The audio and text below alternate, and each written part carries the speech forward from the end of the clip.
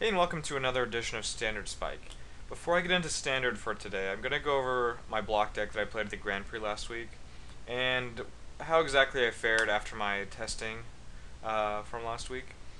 So, after last week, I didn't have any final decision, not even close. But afterwards, I decided that Bant was too inconsistent for a Grand Prix. I decided that Boros, while actually I think a good deck, is just not a deck that I want to play. And then also Angel was just too inconsistent as well. And since Angel is basically just a version of Jund, it's very similar. I just ended up playing Jund for the consistency, and I think that was a really good decision actually. And I did get 34th place also, so not too bad. The list I have here is my updated version of the list I played. We've got more Tragic Slips, a Sever over a 4th Garuk, and then I've down 1 Bonfire. I think those are the biggest changes. I also cut the Abundant Growths, even though I like them a lot. I was playing 23 lands at the Grand Prix, which seems really low, but with 4 Pilgrim, 4 Villager, 4 Borderland Ranger, and then to top that off, 2 Abundant Growths, I felt like that was okay. And I still think it is okay, but I would rather be on the safe side here and just cut the Abundant Growths in favor of another land and then another spell, which ended up being Tragic Slip. So that's the deck that I'm working on right now for block. Um, I suppose there could be a few improvements left. For the sideboard, I still have a Dark Imposter, even though that's probably worse than Olivia. I actually have never really drawn the card, so I have nothing to compare it to, but I think Olivia is probably just better, and I should just make that change. I've got 2 Human Frailties, 2 Pillars as my removal of choice for Boros, of course, and then the Pillars are for Boros and Bant, because they get rid of Geist, and obviously 1-drops too. But getting rid of Geist enables Tribute to Hunger to be good, because really that's the only card you can play that works against them to stop the game plans that otherwise can't be beat. Then I have 2 Sever. Sever's a very good removal spell. Just I think it's a tad slow, not exactly main deckable. I do have 1 over a Garuk though. Go to the mirror match.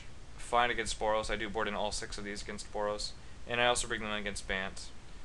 It is a good card. 4 tributes. Just I do not want to lose to Bant. I played 3 of these at the Grand Prix, and then round 9 I died to a 10/10 Invisible Stalker, with 3 outs being the tribute to Hungers. So I decided to just go 4. Why not? I mean, I had the room. 1 Triumph just for those control decks, the miracle decks. It's not too exciting of a card. I mean, drawing a card every turn is good, but you don't want to draw too few creatures for it not to work. So I just want to play 1 and just mise it sometimes. Otherwise, it's not a big deal. 1 Avenger is another card for Boros, and another card for control too. It's just kind of a card that I couldn't really fit in the main deck, but I don't mind having.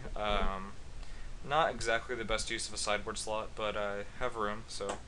And then lastly, we have 2 more Conscripts, which is just an amazing card. You board it in against Reanimator or Tamio, or decks with Aristocrat. So you board it in a lot, and it is a really good card. So with that out of the way, let's go ahead and move on to the deck I'm playing today, which is Red-Green. So this is my version of Red-Green right now. I've been playing it all week and fine-tuning it, and this is kind of where I'm at right now. So we'll start to the left. I've got 23 lands, which I think is the correct number. Just a few mountains and 2 wolf runs. 9 1-drops, which I much prefer. I did play 10 at a PTQ a couple weeks ago, and that's not even out of the question, I think. But I'm on 9 for now. 4 Geist, of course. 3 Avenger. I'm not a big fan of the card, but I'm also not a big fan of Metamorph, and that's not even really a 3-drop. So this card gets the slot. And I also have Borderland Ranger, which I am a big fan of, in fact. But in this deck, it's just a target for Zenith. And I would much prefer this to be Sylvan Ranger, to be over here in the 2-drop slot. That way, you could Zenith forward on turn 2 off a 1-drop, or just turn 3. Like, having to do this with 4 mana is a real pain, but, like, it still has to be done. And then I'm down to 2 swords, which I've actually come to realize I think is wrong. I went way up on Silver Hearts because I was expecting a lot of mirror matches, and that was earlier on in the season. right after the first SCG open, I think. So I probably should cut Silverheart and then add a third sword back in. And sword is actually one of the best reasons to play this deck, or at least it was. And now maybe Silverheart is also one of those reasons. But I think sword is still worth having, and I should probably play 3. It just beats some decks single-handedly, and then when you turn to it, it just beats every deck single-handedly. 4 Huntmasters, obviously. I just want to have the Silverheart, probably cut one of those. 4 Zenith, of course. And then for the burn package, this is where we enter the most variation from each list. I have 2 Incinerate, 3 Arc Trail, 1 Bonfire, 1 Dismember. The Incinerates are over Shocks because they kill Avenger, Dungeon Geist, and they also, actually that's it, over Shock. But it's also over Brimstone Volley because it kills Delver much better than Brimstone Volley does. And I guess it kills this too, but that's not really too relevant. Arc Trails, I decided, are better than Bonfire in this deck. Even though this deck can produce a lot of mana pretty quickly, I still think these are more important because just being able to play them on turn 2 and turn 3 is really the important thing. In the mirror match, I figured Bonfire would be better at first, but then I realized that the mirror match really just revolves around Silverheart, so just playing the removal spell as fast as possible is actually better than being able to wipe the whole board. And against Delver, of course, Arc Trail is better as well, though Bonfire can kill a Geist of Saint Traft, and it can also deal with Lingering Souls. So it is a nice card to have, at least one of. And I actually had one in the sideboard, but I ended up cutting it. Could find its way back in. And then Dismember, which is kind of a loose slot.